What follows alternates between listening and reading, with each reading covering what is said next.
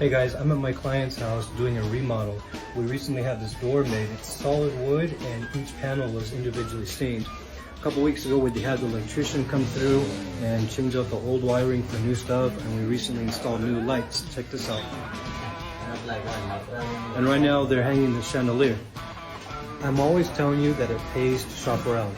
These light fixtures, this chandelier only costs 2.3 million, but the same one in Poblado costs right around 6.8. And these light fixtures here on the wall, they only cost 49,000, but in Envigado they cost upwards of 300,000. The two companies I recommend for lighting are Ilumeco and Italy. They are the actual lighting manufacturer, so when you buy from them, you're actually buying at the factory, you're buying direct. The other company is downtown called Miletto. They're great for small lighting fixtures such as wall washers. They're great for switch panels and also other electrical accessories.